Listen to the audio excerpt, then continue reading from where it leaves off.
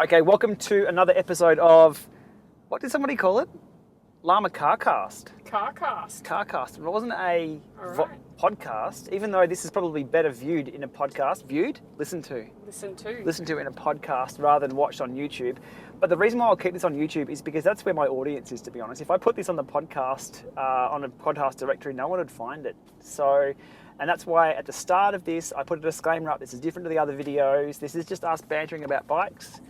And I'll put a link below of how to download this as an MP3. There's a service called YouTube MP3 or something. Again, the link below, so you can just pull down the MP3, have a listen, and away you go.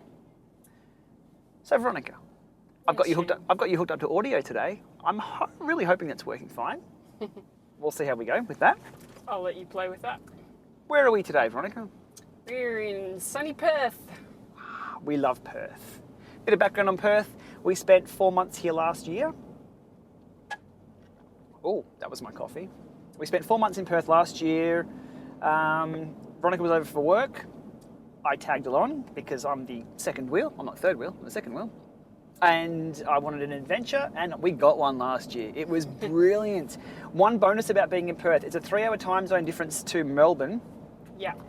Which meant we came over when the Tour de France started, because we stay up late watching Tour de France. In Melbourne, the Tour de France starts at about 10 o'clock at night, goes through to about 2 a.m. every morning, and we watch the Tour de France every night, or every year, which ruins you, absolutely ruins you.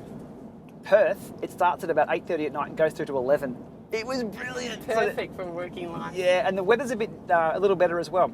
Perth itself, being from Melbourne, you think that Perth is the same latitude, or longitude? Lower. Low. You think that Perth's about the same. Can someone let me know? Latitude or longitude? I don't know. I'll look it up on Wikipedia. But it's above Sydney. I think it's about the same as Newcastle. So when I found out that was the case, that it sort of explained the warmer weather. Yeah, it was beautiful. It was kind of a hidden secret that people don't talk about Perth. Oh, the weather is just... I don't mind the wind. The wind is, okay sometimes. The tailwind is beautiful, and today was pretty good. So we spent 4 months in Perth last year. We had a really, really good time. We lived right in the city in a really nice place, just accessible to everything. Met a lot of great people, and have a lot of contacts over here now. And it's great. That was pretty evident this morning. Yeah, it was fantastic. We went, we stayed in a similar spot right near Mounts Bay Road. We'd previously ridden with SPR, and it was great. And this morning we went out for a ride before we had to take off in the car today, and yeah, just soaking up the sun. And we're still waiting in Melbourne for the sun to really arrive for summer, but here the sun's a lot higher in the sky already, so everything's clearer and everything's brighter, a bit drier. And warmer. And warmer, and it's just so nice. I guess people in Melbourne live in denial, I think. I still feel like a visitor to Melbourne because I'm from a little further north than Melbourne, in the country where it's a bit dry and a little bit warmer, but Melbourne is just, this time. If you're from Melbourne, you know exactly what I'm talking about. So it's always good to come over. We have some family over here as well. Yeah, I got to see my little niece this morning on a little flyby visit, but we're going to have some quality time in the next couple of days after we get back from this ride. So I think it's the same as Adelaide. If you're from Perth, you don't like it, and you'll tell us, blah, blah, this, blah, blah, that, it's nothing to do. But if you're not from Perth, you really enjoy it. As I said, same as Adelaide. But Adelaide's great. Again, we get it in small snippets. So anyway, we're over in Perth today for a couple of days. Weather's great. And this superstar here managed to get us a car sorted. Because when you're over here, we've got to drive. Where are we driving to? We're going to Dunsborough? Dunsborough, so it's about 300 and a bit k's south of Perth. You definitely need to hire a car, especially with all the gear that we've got loaded in the back, and we've got a roof pod on as well. Yeah, definitely require a car. So Von made a few phone calls, pulled a few strings, and because she's a superstar, because we all know Von's the superstar here, we got a car. So Subaru's on board. Yeah. And through our links with Tula bike racks, however you want to say it, it's up to you. Bike racks and cargo company. You'll see we wear their gear all the time. It's an association we've both had for about 6 years now, I think. Yeah, they're great. I have to say, their whole active lap outdoor lifestyle is exactly what It's we just live. what we do anyway, yeah. And this is not a sales pitch, and the reason being is we had our car fully decked out in all their gear before they even came along. Yeah. And I guess that was one of the things where they sort of looked at us, and when we started talking to them, they're like, oh, well, you're already using our stuff anyway. So rather than sort of artificially say, yes, we'll use their products and spruik them, we're using them anyway. And That's right. because it's just what we do. So that's been really good. So through Von's links and our links through that, Subaru Australia had a demo car. One of their fleet cars. Fleet cars. So they've loaned that to us for the weekend, fully kitted out with Tula gear and stickers on it, and we've loaded it up with our bikes and extra bags as well. And yeah, we're fully ready to roll straight really out of helps. the airport. The same as when we went to Darwin as well. We talked to the guys up there from Blue Cycles, and they loaned us their car. That was just brilliant. Just getting around is so much easier. Anyway, so that explains where we are now. We're heading down south for Margaret River Prestige. another Rapha ride. Rapha Prestige. Von's part of the Rapha Cycling Club. Rapha Cycling Club? Yeah. Yes, that's right. So this is one of the many events that they host around the world. This is, I think, the last one in Australia for the year that they're hosting. I'm excited to see what they come up with next year. I know that there's a few more in the Asia Pacific region before the end of the year, but I'm not going to be able to cram them into my schedule. I don't think at all. How far is this one? Because you've done you've done the Rapha pilgrimage ride, and that was, you did a 210k day. Then you went and did the Round the Bay. We all saw the video on that one. If you haven't seen that, go back through Von's interviews. I love those. It really gave us a good insight on the suffering she went through on that day and the planning and how it all unfolded really, really well. So how far is this one we're going to tomorrow? This is 180 kilometres of on-road, off-road. Off-road. Yeah, there's going to be some off-road stuff. So Tara, my Tarmac, will get to have a little bit of dirty time out there in the sandy grit. This is slightly different to the one I did in Brisbane, which was quite rocky. So I'm really looking forward to seeing a new part of Australia. I haven't been down this far south before. We've travelled, we've done the Collie Donnybrook Classic, which is one of Australia's, I think, oldest running handicap races. We did that last year. In the middle of August, and coming from Melbourne, and then it was quite cold. The middle of August, we did that handicap, and it was that was a great experience. We went to a little town, Collie, and there was a lot of history of the race there. Outside of the pub, on the footpath in the tiles, embedded into it, was a little plaque about the race. So when you rock up to an old town like that, and part of their history is a cycle race as well, it really meant something to be a part of that. I was really hoping to be off the scratch bunch, but they didn't know my history. I haven't had any history of riding, I guess, opens in WA. So I was off the 5-minute bunch, and we sort of just tapped along until a scratch came along, and then we ripped the absolute head off it. And then we got, I think, who was it? I think Graham Brown won that one, I believe, and we got fastest time by 6 minutes. That was the record that was broken that year as well. So it was great to be a part of that, and contribute to that. And Von had a great ride and did the 105k handicap, but solid day out. In middle of August, it was 32 degrees when we finished. I didn't know what was happening. Melbourne won't touch 32 degrees until next month, and that's November. So it was just really, that was a tough we're lucky. I still remember so clearly getting back to the car after that race. I was shelled probably 15k to go. Yeah, I think I got 2 1-litre drinks to drink on the way back. That's just how dehydrated I felt. I needed a little bit of sugar and just so much hydration. I was just so hot. I just remember sitting on the back of the car with, we had some hire cars. We had when we were over, little tiny hire cars we had for our 4 months, and I remember just sitting on the back of the car. Everything was really, really quiet after 3 hours or 2.5 hours. It was pretty quick. It was just full noise, full gas, full riding, air, wind, ripping turns. You know, just suffering all day, then getting shelled, and then just suffering my way to the finish line. And everything was quiet. You just sat on the back of the car. The sun was out, covered in salt.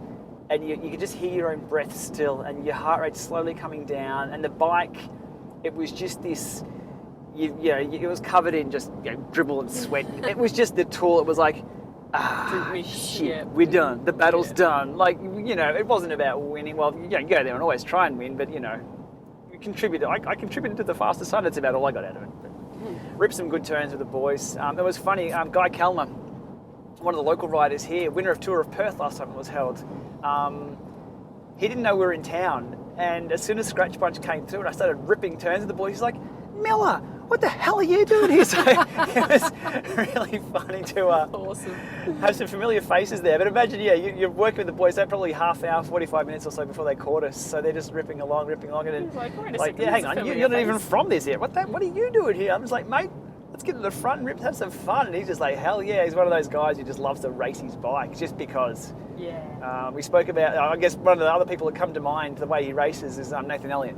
We spoke about with his recent win, just loves to race his bike, loves to smile and works bloody hard. So Yeah. no, that was good. That was our time. So That's as far south as we'd gone in WA. yeah, that is. And it's still a couple of hours south. And the drive here, I'd spin the camera around, but what you're seeing out the back is the same as we're seeing out the front here. It's nothing. There's Just not grass much. and dust and sand. Yeah. So that's as far as south as we've been. Today we're going a little further. The battery on this thing will run out before that, so Yeah. we won't be talking for that long. So looking forward to it. A couple of days down there. Von will do her epic ride. I will roll around and just make not a general nuisance of myself. I'll roll around. Wherever we go, there's roads to ride. I'll look up on Strava Heatmaps. There's always a good indication of where locals ride and the most commonly ridden routes are. If you don't know Strava Heatmaps, if I remember, I will link below. If I don't, please comment and I'll link it up. It's an interesting little tool using big data from Strava about the most commonly ridden routes all over the world. So you can zoom in on a town and see, and the most ridden routes will be highlighted. So for Melbourne example, Beach Road is just glowing, whatever colour you set it to. Kew Boulevard's glowing. Up in Bright, the Audax 250k ride is glowing. So you know that's the route people ride. Really good indication of what roads to steer clear of as well. If there's a freeway and it's not glowing and there's no roads there, don't go on the freeway. The locals don't go there. But it's always good to have a local to show you around as well. And we almost felt like locals this morning showing Rach Edwards around. Yeah. She's over as well with us. She's a Zwifter. Sure is. Come over. Little sock puppet. Sock puppy on Zwift. And she had a great time. And we felt like locals showing her around. We know Perth's got a few Some little back roads. There's some little back streets that I'm not sure whether a lot of the locals ride the same ones, but there's just, if you connect, two long 5k stretches and there's like a little back alley or there's a little side street, or you do one turn before this one because there's a bit of a cheats wave going around a hill. There's just little, local knowledge, I guess. So I feel like we had a bit of that. We showed that to her today. And we also showed her where the tailwind section was through, is it Millionaire Avenue or whatever it's called? I don't know, but it's just, we were sitting on 47k an hour, just, and it feels good. 47k an hour with a tailwind. Yeah, I think if you're ever having a bit of, in a bit of a shit spot with cycling, you're like, oh, my legs feel like shit, or my training's going shit. Go right into a headwind for an hour, turn around.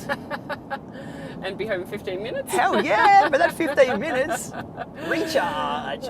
Maybe half an hour. Had a couple of coffees before, which I've been accused of. I think too many coffees before we had lunch with somebody today, again, another Zwifter from Fremantle.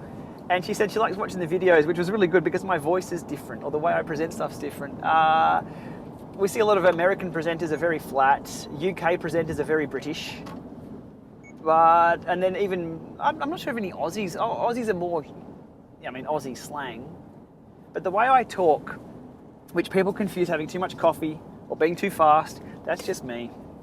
That's just, if I've got something exciting to say, I'll come out with it real quick. Sometimes too quick. It's quite funny. Sometimes I just stare at you and go, what were those words that you've just mashed together? Okay, yes, I think I've processed that. Did you just say... What are those? I have a conversation in my head first, and then Von gets the end of it. But my intentions are always good and always very clear to me. I don't know why she gets used to it though. And that's why the YouTube channel's been good as well. It's really cleared up a few things for me. I cut out a lot of and so. So. I say so too much. So yeah, it's just, I don't know, it's filler, it's dialogue, it's running ramble while you come up with your next line. Well, it also shows you're not scripted. That's the other part. I mean, you might have some pointers about what you want to talk about. Sometimes I'll some hold things up, topic points. Yeah. But it is not a scripted thing that you're running. No. and that's what. Because it's based on your own experience. Yeah, so it's been really great. So today I tweeted out and Instagrammed. I haven't really plugged my tweets or Instagrams much on the YouTube channel because I feel like they're quite separate still. But if you follow me on Twitter and Instagram, you'll follow the me in the future from YouTube, because it takes me a day or so to come up with other content, and I might sit on something for a couple of days before it goes out. So, for example, the cutting up carbon stuff we did with Raoul when I had the TCR bike looked at to cut the carbon seat post down to stop it creaking, etc., etc. That was on. I put up a photo of Raoul yesterday on Instagram, so that's coming soon to YouTube. So hit my links up there. Same with Von. Von's on Instagram. We put up some great stuff. It's always just sharing what we're up to. Like today, there was a fantastic photo of me. Well, first of all, Von at the beach. Oh, did you put one up? Yeah, Cool. yeah. It was on my Strava. That's awesome. Oh, I haven't put any photos up from Strava yet. So I put the photo on Strava, and there was a guy in his meat hangers. Sorry, budgie smugglers meat hangers. I forgot we call them. That's an Aussie term for everyone. That just came out. So let me explain. They're men's bathers. Do I know? Yeah, they're just underpants. Men's bathing suits. Well, Australia, they're either jocks or they're just like budgie smugglers, because they look like you're actually smuggling a budgie. You know what I'm saying? Meat hangers. I forgot we called them meat hangers. That just came out. So anyway, the story is when we took a nice photo there was a guy in his meat hangers just behind us, and someone said in the photo, "Oh, the Zwift kit's looking good." I'm like, "Yeah, not as good as Mr. Meat Hangers behind us," or whatever it was. Yeah. So the Zwift kit people can buy from the Zwift website if they want to have the same thing as what we were wearing. Yeah, as well. it's not bad. It's Castelli stuff. Yeah. Kit and sizing is always a hard one, but I think we've nailed ours. I always get a fine. medium Nix and a small top.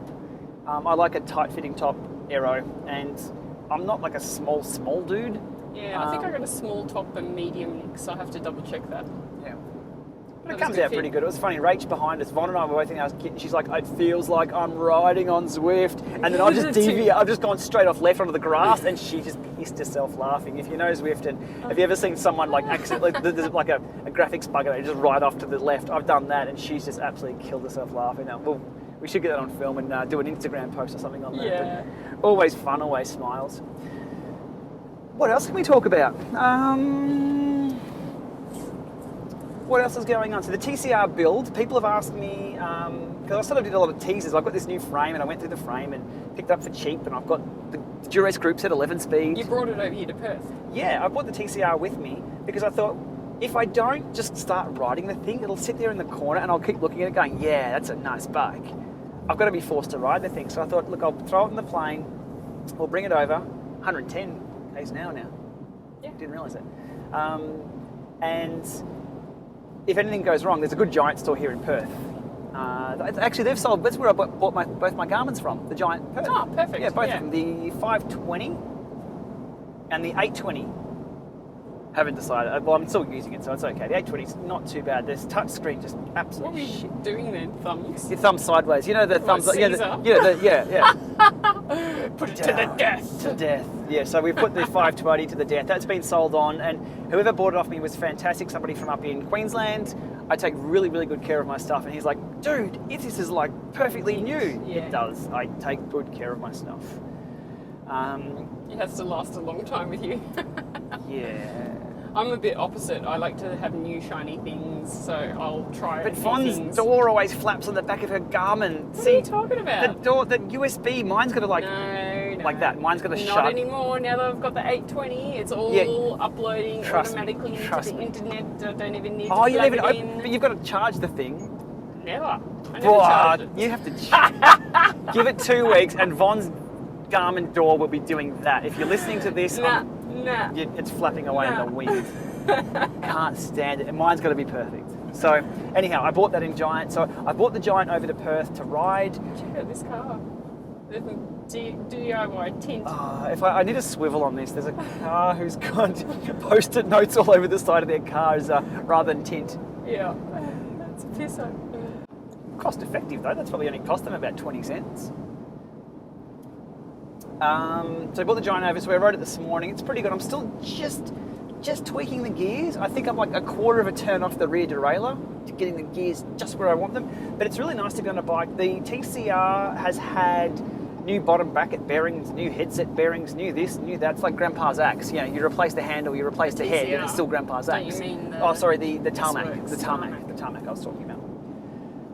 I've replaced everything on that. It's Grandpa's axe, but it's still the same frame. But it just doesn't feel like a new bike, even when I put a new chain on it. But the Giants knew everything, which is good. Now, speaking of chains, yeah, my okay. chain today. Yeah, Von got her rear derailleur. It was balking out like nothing else, and she was skipping it, and it was doing something bizarre. It was actually jumping outside of the chain cage. Yeah. So it was flexing so much, the Dura-Ace rear derailleur, that it was jumping outside of the mechanical too, but not. Yeah, that's right.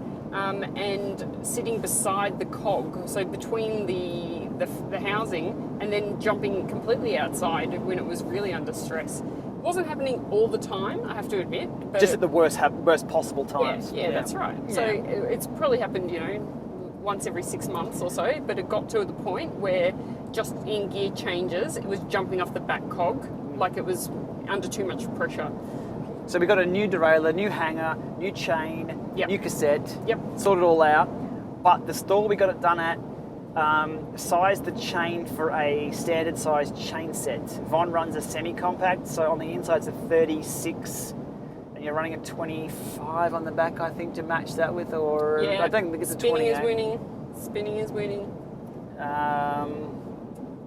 And the chain's too long, so the rear mech actually bends itself up and just nightmare stuff. And when we're travelling, we don't have. So we'll see if we can find a bike store this afternoon or tomorrow or this afternoon, and get a chain breaker. And anyway, we'll deal with that. But it's really shitty, and that's why it's one of those cases where when someone's doing a job and you're like, shit, give it to me, hold my beer, I'll do it.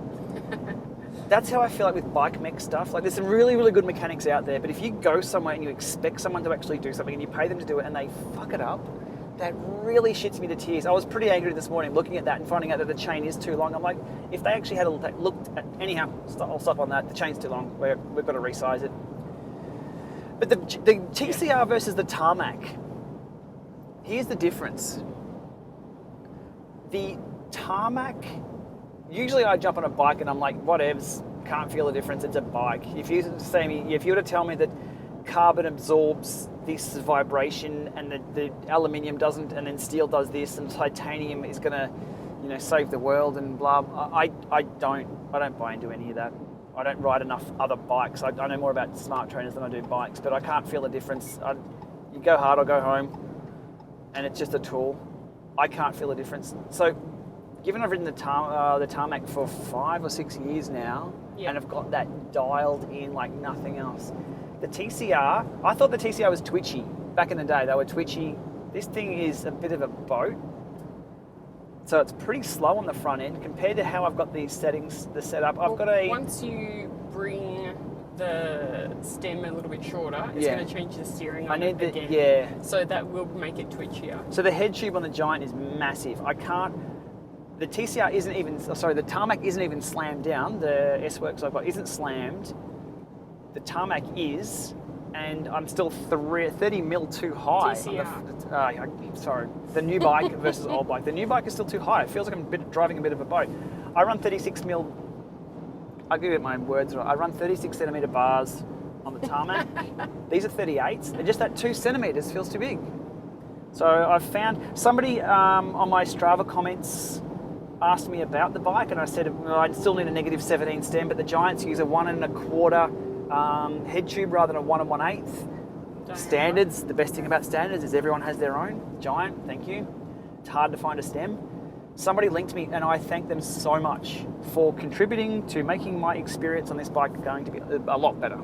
Yeah, fantastic. So it means a lot, and that's why I like to sort of pass on expertise that I have, or my experience, I guess, that I have in smart trainers. If I can make someone else's experience a lot better, I know what it's like, and when someone does that in return for me, brilliant. That's the power of the internet, and I really, really like that. So, long story short, I've got to get a 100 mil, I'm going to 110, I think, on there, a neg 17, so it's going to be dead flat. I'm going to be over top of the bike rather than sort of, I feel like I'm behind the bars. I think it'll be okay, but it's funny. You pick up all the components nice and cheap, and then you spend hundreds of dollars getting this special little part that make it better, but it's all part of the process, I guess. And it's fun having new toys. It's a new project. It's been okay, but the back end of it is nifty. Is that the word? Nippy. Nifty. It feels Nifty light. The means- TCR. It just I could bunny hop it and jump it, and it just feels like it just jumps around. It's quite nice. Yeah. But the front end is sloppy, whereas the TCR, again, sorry, I'll get my terminology right. The S-Works that I have is nippy on the front end and laggy on the back end. So they're two different. If I could cut them in half and have best of both worlds, if I nippy on the front end and jumpy on the back and have a real twitchy bike, I'd be happy. And then if you want a sloppy bike and that sort of slows around, I'd have the. It's funny you say that. Mm-hmm. That's kind of what I felt when I rode that. I did the test ride of the Canyon bike up in Sydney. Oh, that's I was right. like, wow, this is really stiff, really like twitchy on the front, and yeah. Slow and sloppy on the back. I call it slow. No, it was fine on the back. That's Okay. why I was like, wow, this is pretty good. I didn't ride the Air Road. I think that's the one that has the like built-in back, where it's all aerodynamic. I rode the one that has a similar geometry look to the Tarmac that I currently ride. So, maybe you should try test riding one of those. New bike project. I've just got a new bike. Well, it's an old bike. I think it's a 2012. I think it might even just. You live in the past, man. I rode Altega 10 speed so long, and it was fine as long as your stuff changes well. Yeah. And again, a lot of viewers and a lot of listeners, I guess, are also running stuff that's even more ancient than that. When I took the piss out of the hire bike that I had with the coat hangers, somebody took me to task on that, and the old cabling on it. the cabling. Yeah. I call them the coat hangers because you can dry your clothes on them. And someone's like, "Oh God, if only I had the privilege to have a bike with those." But I'm like, "Yeah, okay, I get it. Yeah. I get it." But you're not trying to be snobby, but yeah. yeah, but it's a bit of mates jokes that sort of don't come through on the internet as well. I suppose. And I guess one thing with the internet channel, geez, listen to me talk like my mum. You're on the YouTubes. Is the audience is global. So this week I hit 1 million view minutes in 28 days. You have 28-day rolling stats.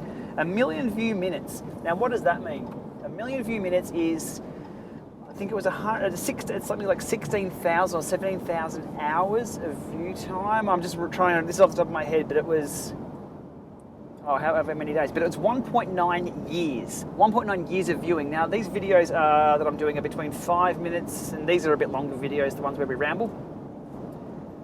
But in 28 days, there's been 1.9 years of view time watched.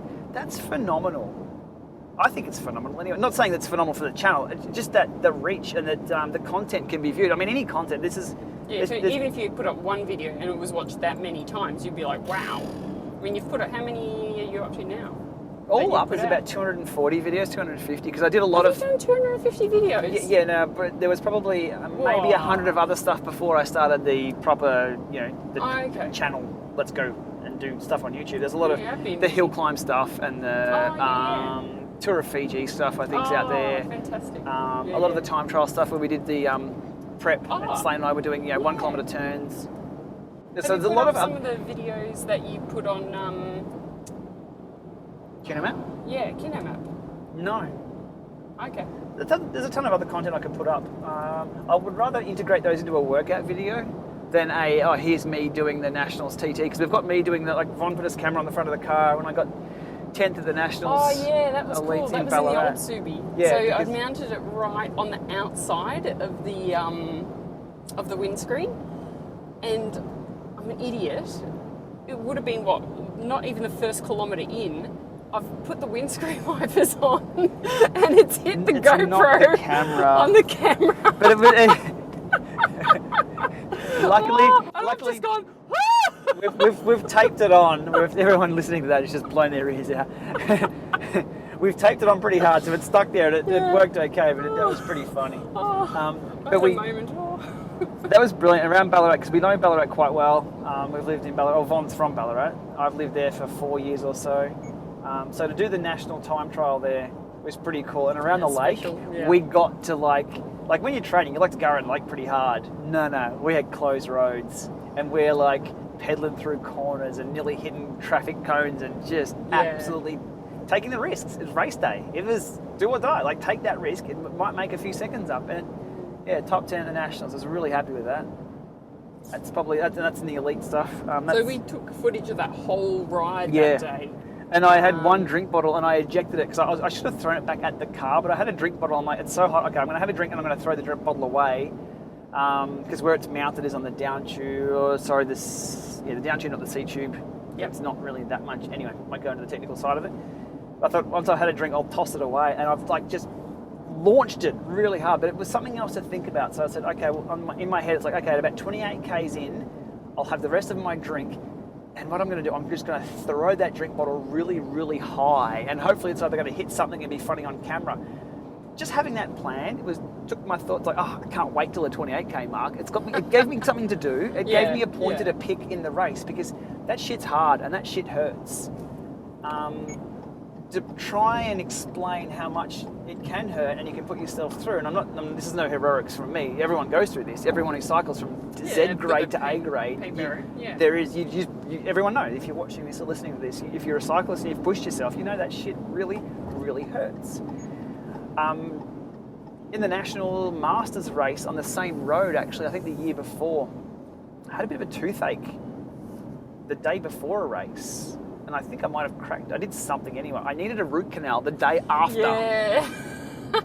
Which was nuts. I was on the couch. So anyway, I had to get the tooth fixed the day after this time trial. I went in, and when people hear the word root canal, they're like, ugh! You're in so much agonising pain. Oh, well, before it was like, but when I actually had the root canal, the actual the needles and the drills and I went, yeah. Then all I could think about was it didn't hurt as much as the time trial. Jeez. Yeah. But that's either through modern medicine with the the dentist being pretty good, or the shit you go through for a time trial. And I think that contributed to last year when I pulled the pin on Tour of Bright. We're riding up the hill, and we're doing a 10-minute effort. We're like 380 watts at a 10 minute. I'm like, you know what? This shit hurts. I need a break. I want to spin around. I know what it takes. I know what I've got to do. And I'm doing it. But you know what? I just need to take the foot off the gas a little bit. And I think that's what we did for most of the year as well. After being over here in Perth for 4 months and riding and racing quite a lot, coming back, we did the Vets Nationals in October in Adelaide. And we come back home and it was just like on. And you know what you've got to put yourself through. And I think everyone can relate. And you know what it's all about as well. Yeah, well, I've found it, I have to say, pretty difficult to try and be in those high intensity training zones and then be in a really highly stressful job at the same time. So to try and integrate that into the workday is difficult. For me, if I can do a great commute or a longer recreation ride or something like that, it takes my mind off work from that perspective. And I don't need to be in pain my whole day with a stressful day and then a stressful workout and stuff like that. Sometimes, riding can be different things to different people. Or different things to you, just depending on what you're doing. So I get a lot of questions about coaching advice and things like that. I'm self-coached. I had a year being coached by Fens, who are the mastermind behind today's plan. Yeah, and that was great. Just been nominated as a candidate for best coach in Australia for 2016.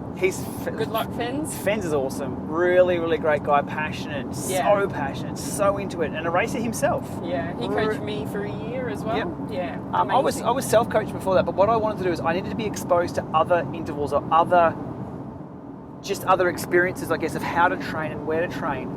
So that was stimulus to keep things different. Exactly right. I see plateau. And he identified quite a few things for my stuff that really helped out.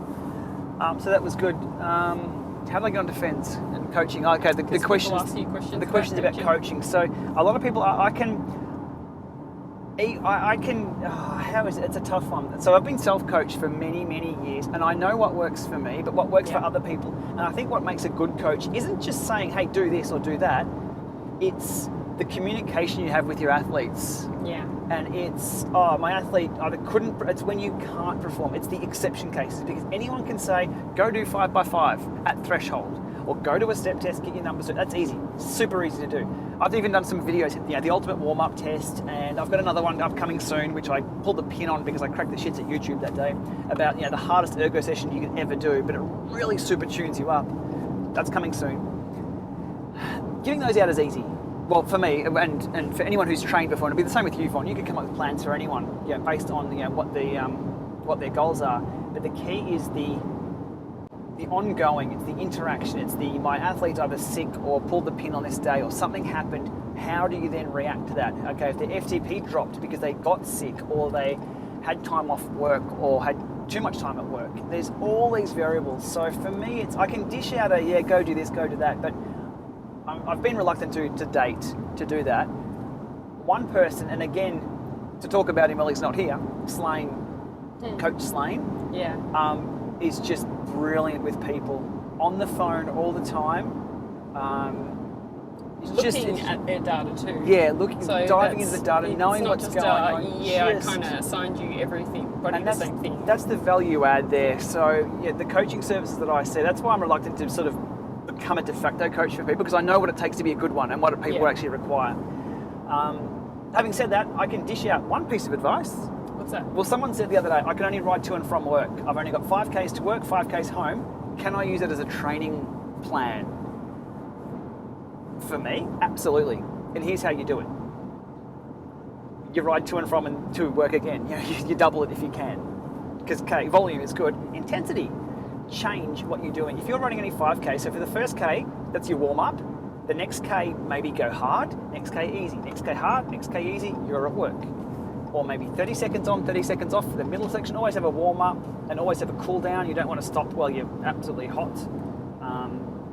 And have DOMs set in because you haven't done a proper cool-down, flushed all that out. But you can make it. Like my DOMs the other week. Von, what did you do? You went and did a Pilates, yoga, something or other? No, it wasn't just that. So we did a core session for the first half hour.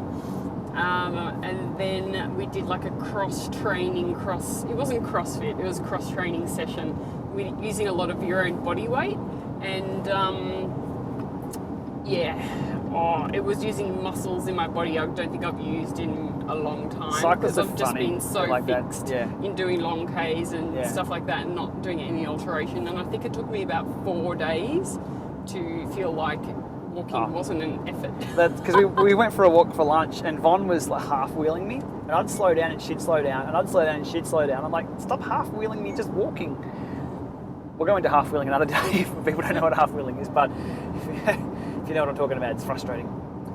It's when someone, you're sort of half not walking side by side. Anyhow. So that was a struggle. Tough one. The struggle was real. So for the person, I forget the name of the commenter, but anything can be an interval session, and do something different. You'll always plateau. People are brilliant at what's called homeostasis, I believe it is. You'll get to a certain point and things will stay the same. Equilibrium, plateau. So you'll get to a certain point because you'll put a certain stress on a system, it'll adapt, and that's it. You need to change that stimulus. And if you haven't done a high cadence week, do a high cadence week and see how you go. Change. And change is as good as a holiday. That's why we're here. Perth. We're having a holiday. Let's do a Q&A. All right. I love these ones. And I'll get some from Von as well. Okay, answers. Don't know if I'll give the right answers, but I'll give you my answer. Don't know if I'll give you the answer, but you'll at least get an opinion, and that's worth something. Okay. How about a test between the new kicker and stages? Looking forward. My reply to that, first I'll need a new kicker. I don't actually have a new kicker. I've got 4 old kickers, which are pretty damn good. Are you talking new as in like version 2? Yeah, the version, they're called 2016. Kicker 2016 is what they've called it. That's the new name, okay. Yeah. Isn't that old? Yeah. Well, I think the new Neo shell is called the 2017 version. And just today, the new Macs are announced. Again, to go into a tech topic. So I've been waiting for these new Macs. I'm a MacBook Pro fan. I love them. They're just a great little tool for everything, and it comes with me everywhere. Most places. Inbuilt graphics are very standard. So I'm like, yes, the new Macs are coming out. MacBook Air, I believe, is now called the MacBook Pro 13-inch, and the new MacBook Pro 13-inch is called the MacBook Pro 13-inch. They've called the two different models the same name.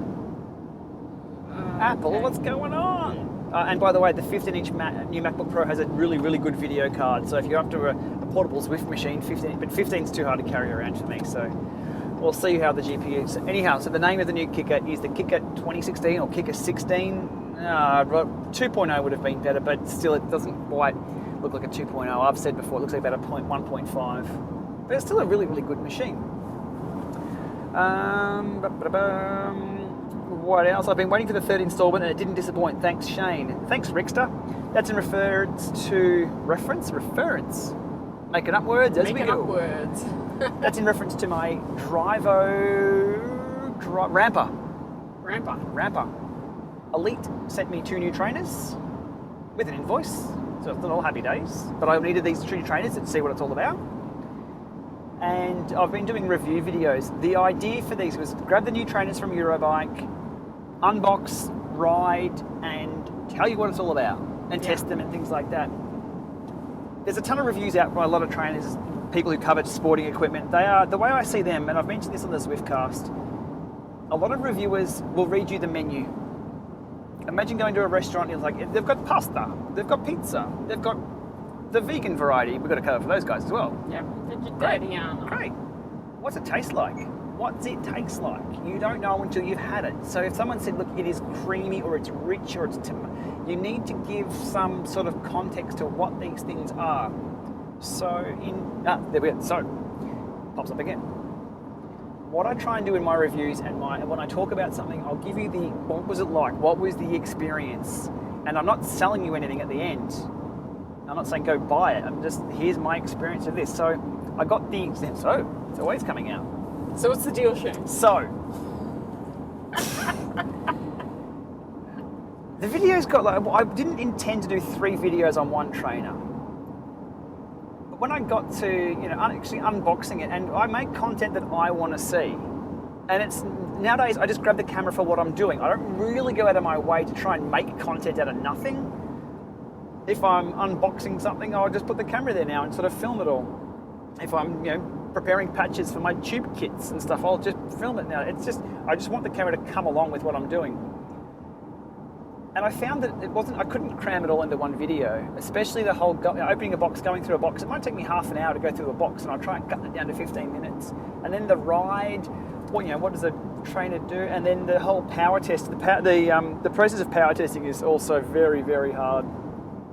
Very time consuming. It's time consuming, yeah. You couldn't do all of that in one day.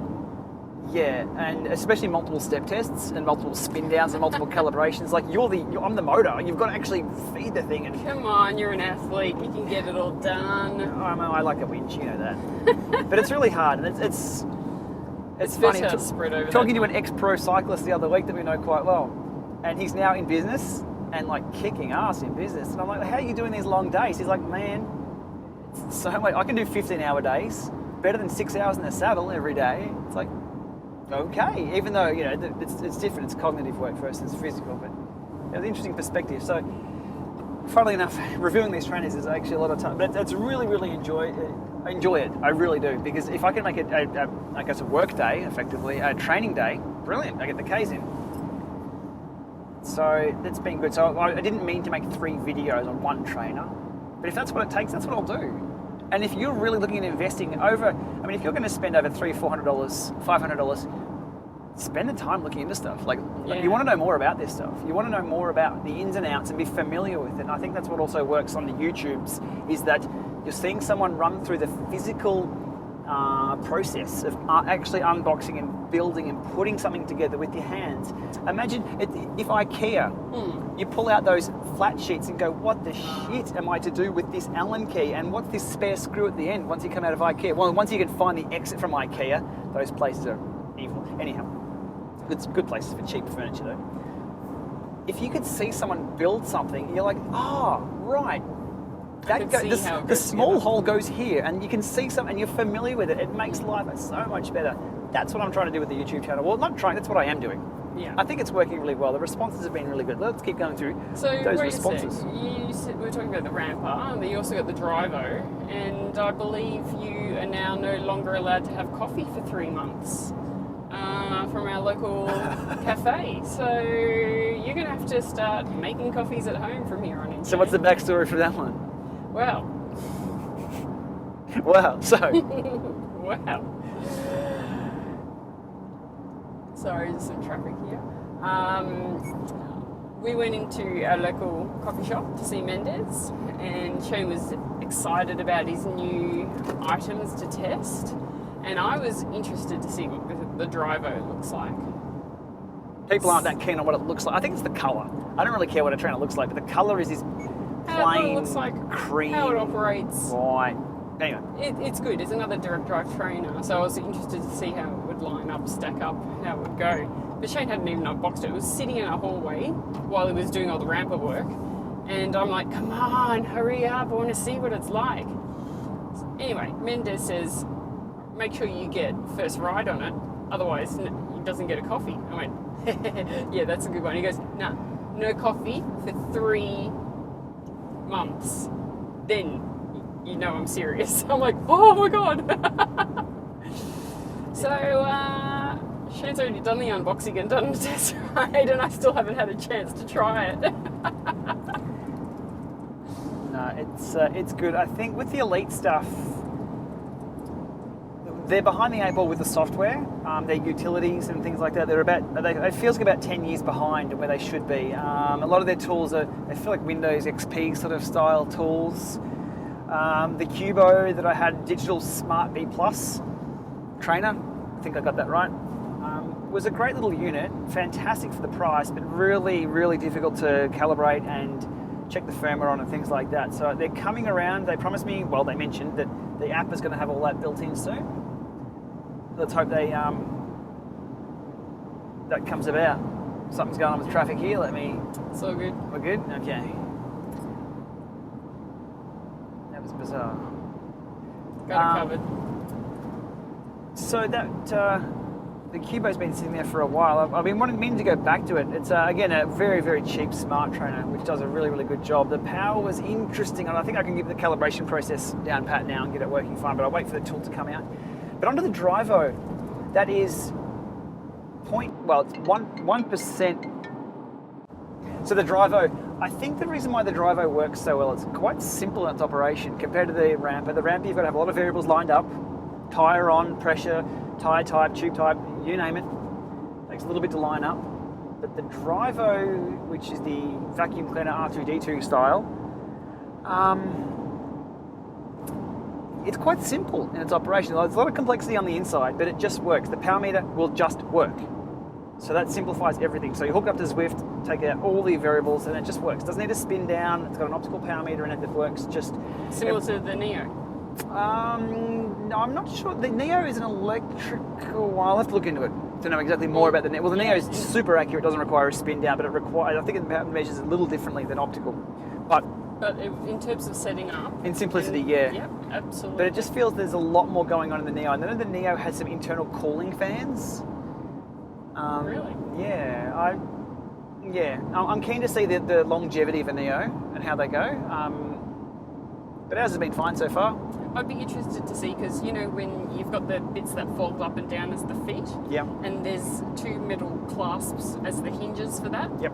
I would like to see how well they stand up over time. Okay. Someone asked the other day, again for the Q&A, can I fold the Neo up with my bike on it? On it? No, you can't. It's not designed for that. It would smash up against your derailleur, your seat stays, your chain stays. It's bad. It's sort of like saying, can I pull my car into the garage up against the wall and open the doors? No. Don't do it. Look, let's wrap this up with a few more Q&As. Just quickly, I'll run through some comments here. And as I've mentioned before, the interaction here and the comments really, really have been super positive. Really, a lot of good contributions have been made as well. Even my little saddlebag videos, my tyre tube videos, just simple things. People have just gone, hey, by the way, this and by the way, that.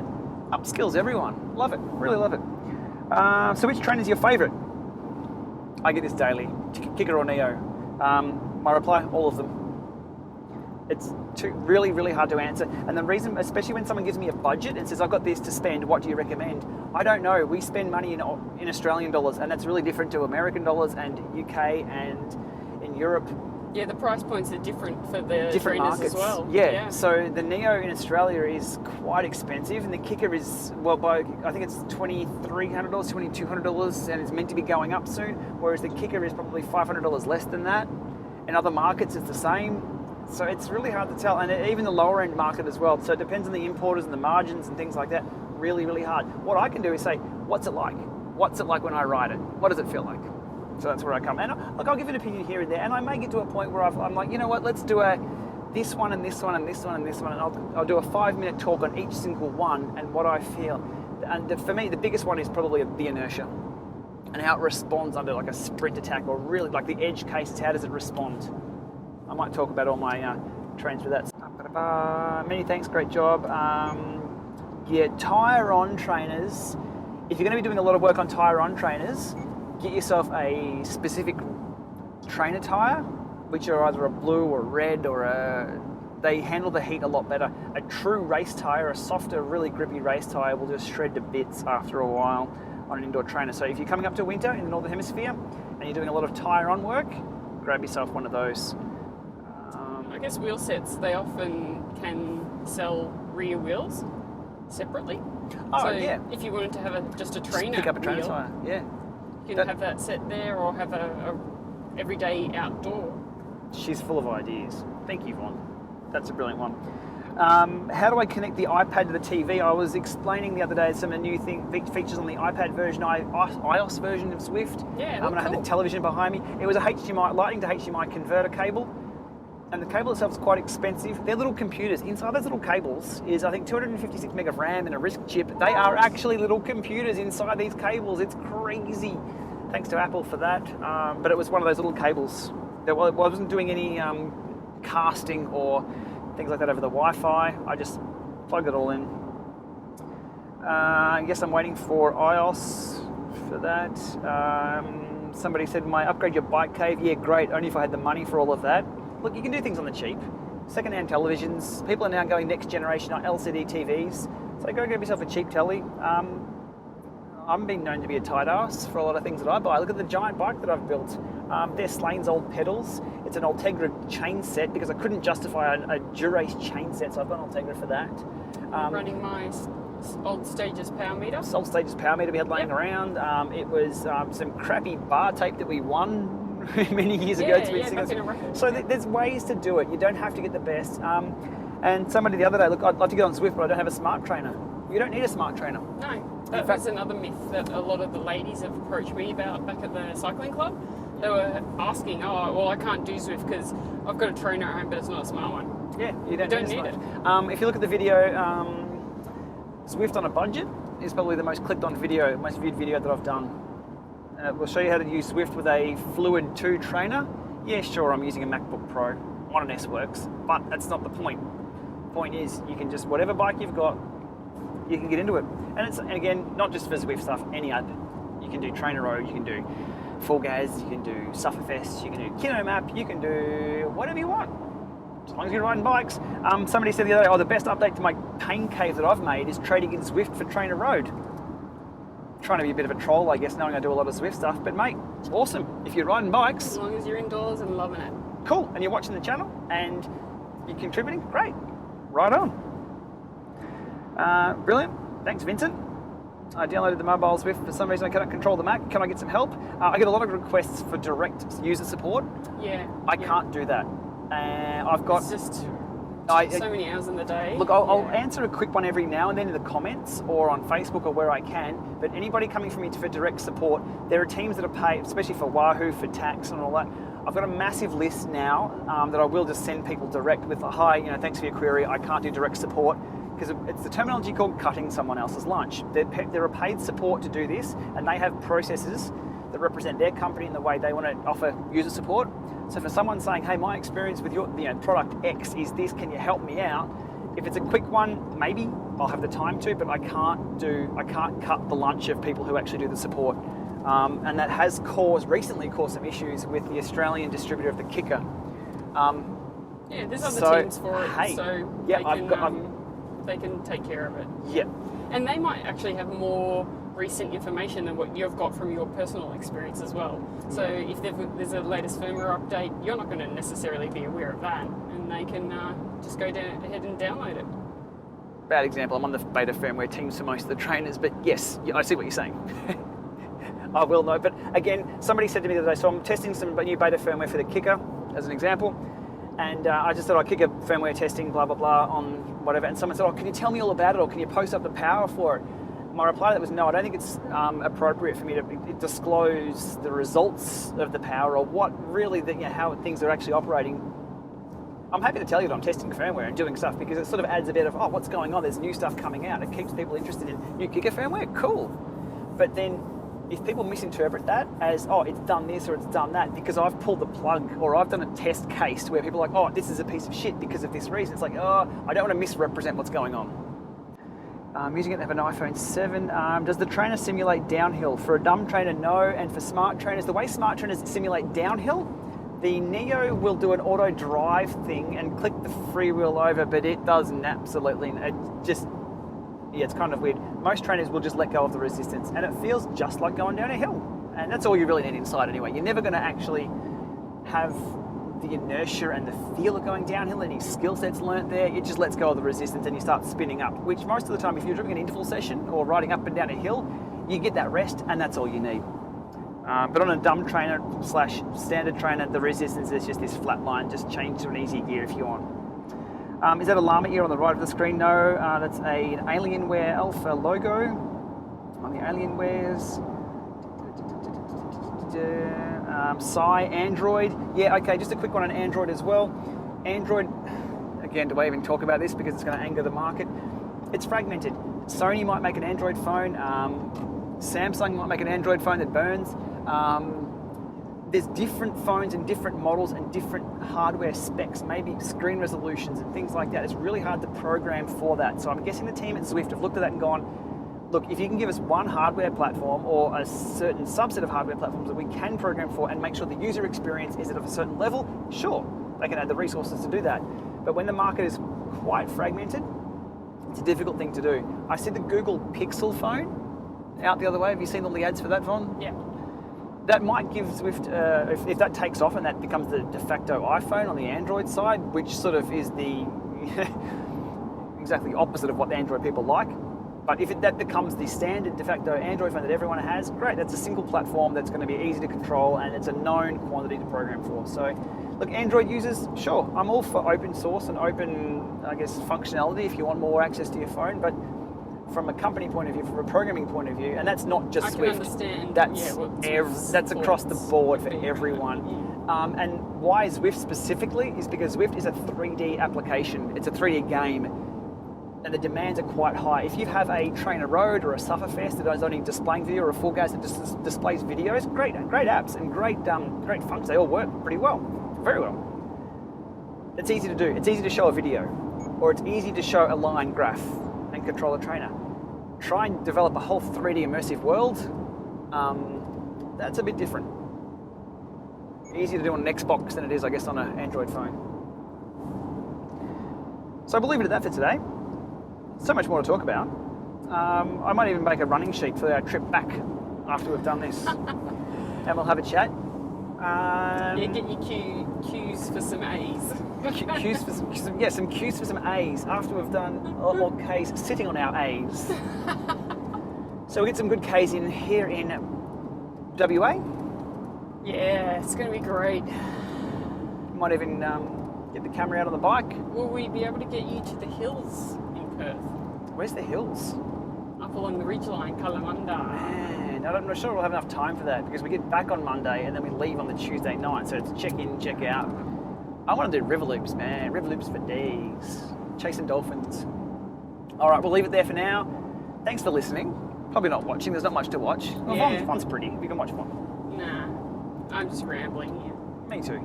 But that's what the disclaimer's about at the start. We tell people that don't watch these ones. And thanks for listening. And the journey you've been on, I guess, and we'll continue on. And anything you want to know about, comments below. Thanks for listening. Thanks for watching. And Vaughn, thanks for driving. No worries. Ciao for now.